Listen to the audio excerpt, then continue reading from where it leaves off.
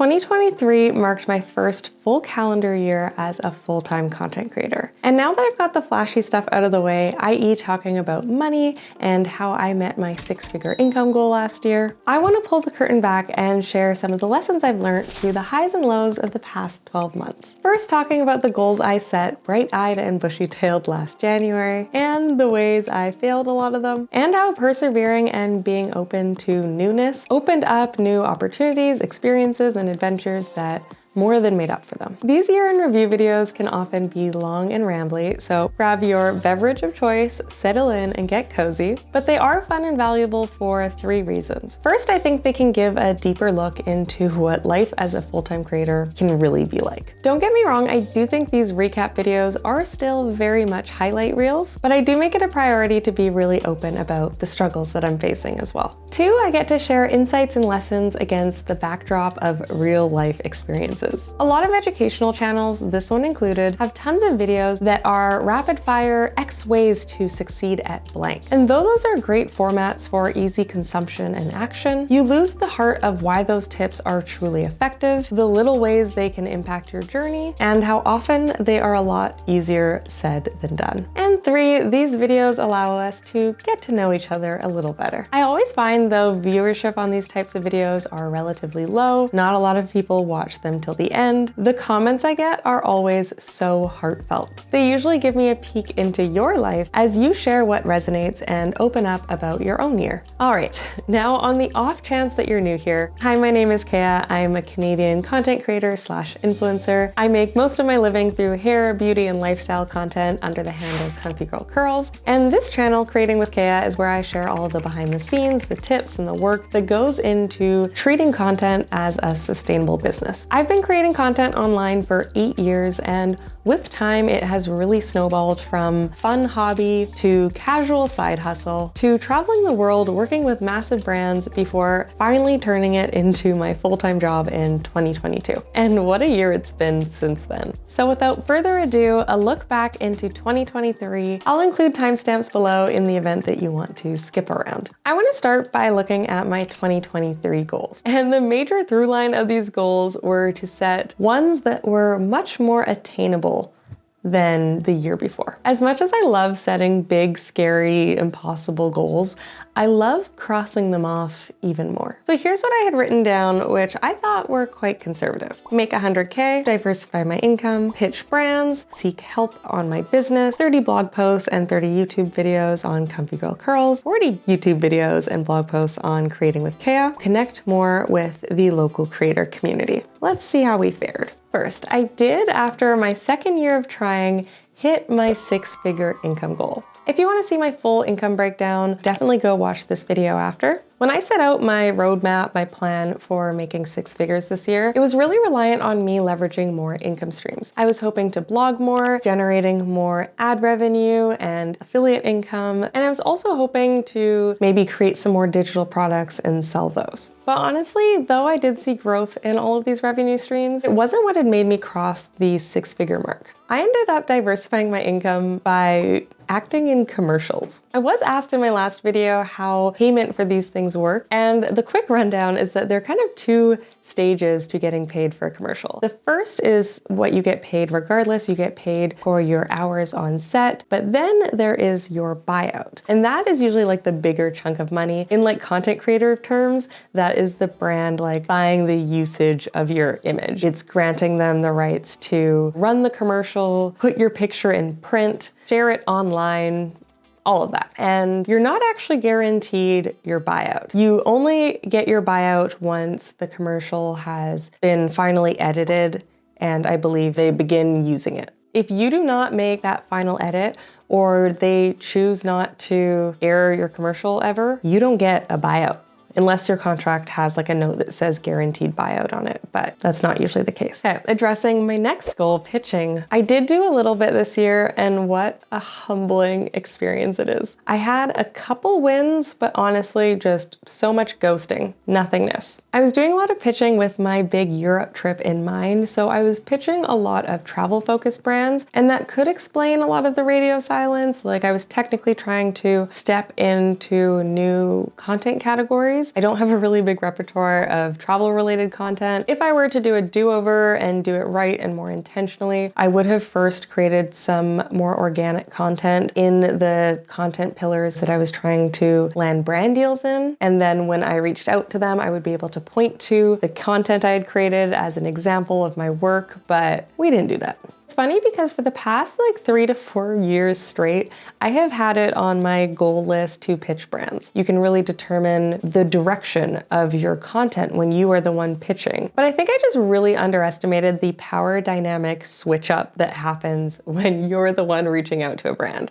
Like, it doesn't matter that I have worked with just amazing global brands. It reminds me as like an author or a writer, when you reach out to like agents or editors, you end up in what's called like the slush pile. Like, it doesn't matter what experiences you've had, how popular you are on social media, you are still in that same slush pile with everybody else, unless you have like a warm lead or a connection already with that person. And it's kind of made me reevaluate what I think about pitching in general. I do still think it's like a good skill to have, and I should probably brush up on that skill, obviously. But I think it just reaffirmed for me the importance of having a strong brand presence and doing the work to make sure you are attracting brands, and that if you do that right, you'll be okay without pitching. I made about $80,000 in brand deals last year. Maybe like $2,000 of that came from brands I had pitched. Everybody else reached out to me.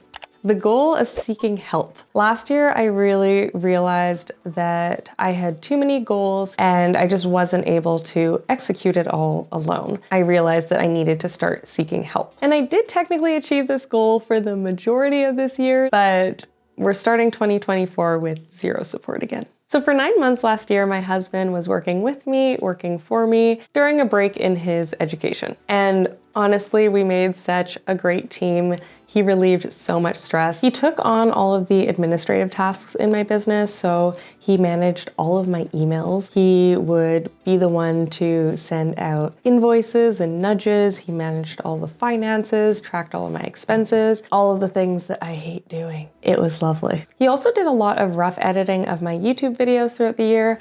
That was before I replaced him with AI. He was also doing all of my captions for YouTube, which I've also now started using ChatGPT to do. And he was also working on making blog posts out of my existing YouTube videos. All around, just an incredible amount of help. But in hindsight, I probably could have capitalized on his presence a million times more than I did. I just think that I have a lot to learn still with delegating. I think I really struggle with a sense of control, especially because both of my brands are me. It really kills me to give up any part of the creative process. So even when I'm having somebody convert the YouTube videos into blog posts, it's saving me so much time, but I'm still going through them to tweak them and really make them me, when I should eventually be able to get really diligent about training somebody up so that I don't have to feel that same need of control. But yeah, I'm not there yet. Then to my content posting goals, I did not post 30 blog posts or 30 YouTube videos on Comfy Girl Curls. In fact, I only did 3 YouTube videos and 6 blog posts. 1 was a guest post and 2 were sponsored, so I had to. That was my motivation. So completely dropped the ball there. Creating with Kea, not actually so bad. I was this close to meeting my goal of 40 YouTube videos. I posted 39. I was actually thinking about trying my best to squish one more into the end of this year, but I got sick on Boxing Day. It's actually still a little bit of my voice, and it just like completely threw everything off. And for the blog post, I only did 15. And that was with the help of outsourcing. The original plan behind these content posting goals were to make a blog post version of every single YouTube video I made. This is something that seems really simple in practice, but it's still time consuming, and I think I really underestimated the time that would be required to do this. I do still stand behind this repurposing strategy, and I am going to try to execute it again this year, but somehow with a better workflow. Then my final goal of connecting more with the local creator community. I did achieve this, but I was weird about it. I had to somehow remind myself that this is what I wanted. More on that later. Even though looking back at my goals, like I did a pretty decent job, I still felt like I wasn't doing enough. I dealt with a lot of comparison and a lot of FOMO. And so the first lesson I learned, and an overarching theme for me this year, is that I have to be okay with evolving opportunities, shifting benchmarks, measures of success. This is actually something I sort of learned last year, but the message didn't stick, so obviously I had to go through it all and learn it again. So let's get more into the nitty-gritty of the year. This year, I undoubtedly dropped the ball on my bread and butter comfy girl curls. I did everything against the rules, against advice that I would give other creators. Just as my comfy girl curl accounts were starting to gain traction, really build momentum, open up new opportunities, brand deals, experiences for me, I said, I'm gonna make a whole other brand, complete with its own YouTube channel, blog, Pinterest account, Twitter, you name it, and focus on that obsessively as though nothing else matters or exists to me. As though my entire livelihood does not depend on me being present elsewhere. Talk about a trust the process moment that I do not recommend trying to replicate. I became so dedicated to this YouTube channel, pumping out videos week after week, knowing full well that I wasn't going to make a single penny from it, or at least not anytime soon. This channel was not monetized. This truly was just a passion project that I was focusing on instead of like my real job. And as a result of this hyper-focus and neglect, I did not scale my brand presence on Comfy Girl Curls. I did post on my Instagram, but overall it didn't have that same like attention and strategy to it. But the fact that I still managed to bring almost $80,000 in brand deals in on Comfy Girl Curls, and that I somehow managed to monetize this channel before the end of the year, literally at the last minute, December 27th. Thank you to all of you watching. It all taught me a lot. First being that you have to lean into what lights you up. Creating with Kea is so much more niched than Comfy Girl Curls, which has now turned into more of a lifestyle space where I can get away with talking about whatever I want. But ironically, I just felt so much more free here. And I think that could be for a couple of different reasons. I had labeled it as a passion project, which means that there was no inherent pressure on this brand to succeed, past the pressure that I was putting on it, which arguably was a lot, but I didn't need to depend on it to pay my bills, so I felt like I could experiment a lot more. B, I think it's just the beauty of YouTube in general. It's a platform that gives you the literal space to create and communicate however you'd like. C, creating these videos has forced me to constantly learn new skills. I've had to work around my gear, learn video editing software, understand lighting, color grading, motion graphics, and I love being challenged as I create. And D, I think that as humans, we do work better with constraints, which again is ironic because I think everybody wants to be the niche, to not be trapped in a box because they think it frees them up to create more content. But in narrowing my focus to creating content that only speaks to creators, I found that I was literally overflowing with ideas. Whereas on Comfy Girl Curls, I would often get this kind of creator's block, just not knowing what to create next because I could technically create anything. All that being said, this really did reaffirm for me the idea that foundation building is key as a creator. Because even though I didn't grow on Comfy Girl Curls, I didn't slide back. And don't get me wrong, I did not completely abandon my account. I just looked it up and I still posted like 123 times on Instagram this year. Like, I was still working. But still goes to show that despite me not being super intentional over there, I was still able to land brand deals, get speaking opportunities, get invited to events, get tons of PR products. The foundation I had built up on Comfy Girl Curls allowed me to honestly coast on that platform without suffering financially. And again, splitting your focus isn't something that I recommend you do, especially if you are still in the process of building up one brand. I know that as creators, we can get like this shiny object syndrome. You know, we're working on something and it's kind of not working for us and we want to move to the next. But really, it's wise to only take on another project once you have built up your first one to be relatively self-sustaining. And this actually all leads me to my next lesson, which is that coasting does not do well for your sanity, or at least for mine. It technically worked for me, but bobbing along without a plan for the aspect of my business that brings in the majority of my income, naturally left me feeling not in control of my business at all. I was stressed. And I think that me choosing to hyper focus on this thing that wasn't making me money over what was also really highlighted some flaws in how I have been operating for my entire life. Things that I've always struggled with: procrastination, poor time management, task avoidance, lack of focus, all came to a head this year. It made me realize that I really do have attention issues. And I'm not saying this in the haha, this ADHD TikTok is so funny, it's so me type of way, even though I do resonate with all of them. It's more in my attention problems are really affecting my day-to-day. I can't bring myself to do the things I know I need to be doing. I'm gonna spiral in on myself, sit on my computer and open and close tabs in what feels like an endless, unbreakable loop.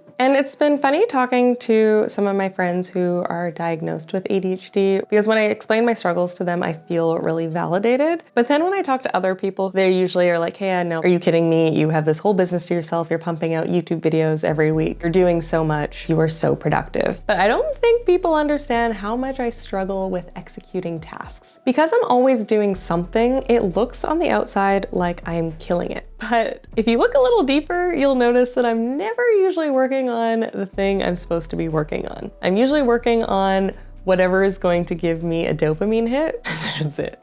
Whatever is sparkly and shiny. And looking back at why I just felt so lit up by this YouTube channel this year, there were just so many dopamine sources. It felt like a high. Looking at the analytics that YouTube gives you is a very obsessive thing. And I think it just feeds into that desire for a dopamine hit. I've been doing a lot of research into how I can kind of manage and focus more and finish tasks and not get distracted. And I've cut out coffee, upped my iron pills, my multivitamins, ashwagandha, and something else. And honestly, whether it's a placebo effect or not, I have noticed such a huge difference. I think I'm 2 months in. But yeah, in general, this cycle of procrastination, avoidance tasks, feeling behind definitely led to just this massive sense of overwhelm this year. I was invited to so many incredible events. I got so many amazing PR packages, but I am still so behind on posting about them. And then the next layer of a mental block comes in, and that's comparison. Because as I'm spiraling and doom scrolling social media, it just seems like everybody else has their stuff together. Which brings us to 2 more important lessons. Comparison does not go away, and truly everyone feels it. So first, despite having ticked off a lot of boxes of success this year, I still struggled with comparison, leaving me convinced that it does not go away. In fact, I think it just gets worse as you accumulate new measuring sticks to compare yourself to others with. How long you've been creating for, how many brand deals you get, what kind of brand deals you're getting, how much money you're making, how many followers you have, how many views your content is getting, whether or not you're getting invited to events, on brand trips, if you're getting media write-ups and features. The list becomes endless the longer you've been in this thing, and that doesn't even begin to cover all the ways that you compare yourself to yourself. For me this year, I think that was actually the biggest form of comparison I struggled with. I compared myself a lot to past me's achievements. For example, in December 2021, I worked with Google for Creators and I co-spoke with them at VidCon Abu Dhabi. I do have a video in the works on how that all came to be, but yes, my first ever work travel trip was to Abu Dhabi. Then in June 2022, I spoke with them again at VidCon in Anaheim. I got sent to Adobe Max by Adobe Express. I went to a YouTube Shorts holiday party in San Francisco. Just a lot of glitzy, glamorous things that make it sound like you're doing the thing. When you speak to other creators and you say you spoke at VidCon, a little sparkle goes off in their eyes. But as 2023 began to unfold, it looked as though I wasn't going to have those same types of experiences. And I feel like I had accepted that, but when VidCon came around again this past year, the FOMO was so real. And as this year continued, I didn't get the chance to go to Adobe Max. I didn't go to any YouTube Shorts holiday parties. And this idea started to form in my mind that I had fallen back. Like I wasn't doing as great as I had the year before because I didn't have the same opportunities. And tying back to the whole theme of reflections of this year, I had to remind myself that different didn't mean bad. Looking at the big picture, I do think I had more opportunities that were better aligned for me this year, which I kind of touched on earlier when I said that I had a goal of connecting more with the Vancouver community this year, and I ended up doing so in such an incredible way. I got invited to speak at so many different events, so many local events, and one of them was with Pinterest. Like, I don't know where this comparison comes in. What's my problem? Here I was mourning the loss of these really big opportunities when I should have been celebrating achieving my goal. I also had to acknowledge that in splitting my focus this year, I didn't post as much on my blog, which had opened up that Google opportunity. As an Adobe Express ambassador, I wasn't really doing a good job. I had completely dropped the ball on YouTube Shorts to the point where I don't think I've posted one in months and months and months. So of course, we miss some opportunities. And to my second point, I have been absolutely comforted by the realization that everybody feels this in some way or another. It just varies on how much they let it paralyze them. I somehow widened my creator network this year to include just so many incredible, talented local creators. And I had this aha moment where I was co-working at this shared studio and my YouTube video was playing in the background. There's a playlist that plays highlighting different creators in Vancouver. And one of the creators in the room looked at it and asked, "What do you think of your lighting setup?" And I said that I was really trying to pull something cool off. It didn't work out. I really didn't like it. Blah, blah, blah, blah, blah. And he goes, "That's interesting because I thought it looked really good." And he was wondering because he was trying to figure out if like everybody was as hard on themselves as like he is, like if we all can't see our work super clearly. And he remarked that he didn't think his lighting / setup was particularly good, despite me loving his setup and him being a stone throw away from 1 million subscribers. It just hit me. It's like if you are questioning like your quality, we're all doomed. We're all doomed. Okay, moving along here, I am so sorry. I'm gonna use this to segue into the topic of work-life balance. Since going full-time, I have been the first to kind of quote the joke, "Oh, I quit my 9 to 5 so I can work 24/7. And I always say it kind of tongue-in-cheek, like it is true. I work a lot, pretty much from morning to night. Obviously, as we addressed earlier, there's a lot of time in between there that is not particularly productive, but I am constantly working. And anytime anybody's kind of asked me whether or not it's difficult to have balance or, you know, that feeling that you have to capture everything or not knowing how to separate your life from content, I've always kind of shrugged and laughed and said, yeah, that is technically a thing, but overall I'm not bothered because I enjoy what I do. You know, it's such a privilege. I'm so grateful, and overall just kind of brushed off their concern. But this year I learned that a break of some sort is probably necessary. You need to turn off sometimes. And I learned this over the summer when we went on one of the best trips of our life. We took a month off and traveled through Europe, stopping to meet family, meeting up with friends, celebrating a marriage.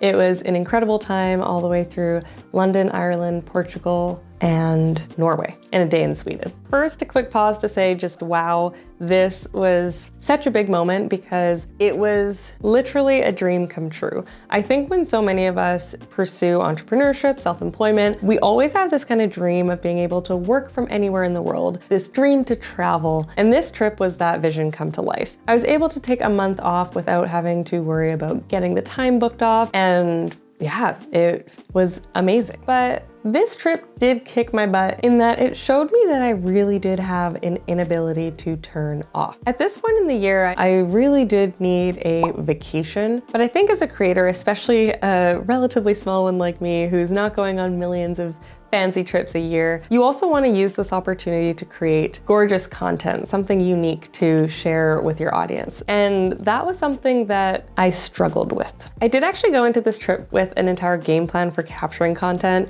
and I share that game plan in this video. But even then, I still had this feeling that I wasn't capturing enough. There was this kind of defining moment in Portugal where we were sitting on the beach. It was so beautiful, so aesthetic. I had my camera gear, and I just was upset that I wasn't like capturing things, or at least capturing them the way I wanted to. And I kind of just spiraled, and it's so crazy to think that I was sitting there on the beach being so hard on myself that I wasn't working hard enough. And I ended up kind of like journaling it out, and I took my camera and went for a little walk around and got stuff that could be kind of used as B-roll, but it wasn't even like that special or aesthetic. And yeah, I was just being so hard on myself instead of just enjoying the fact that I was in this beautiful country on this beautiful beach and just truly relaxing. When we eventually went to Ireland, which was the next stop on our journey, I think that was the point that I really did learn to let go. I think I just learned that it is really important to have breaks and that you don't have to be capturing all the time. And it does also make me think that if throughout the years leading up to that, if I had been better at taking breaks, that I might not have needed one so badly when the vacation came around. Who knows? And finally, I want to talk about people.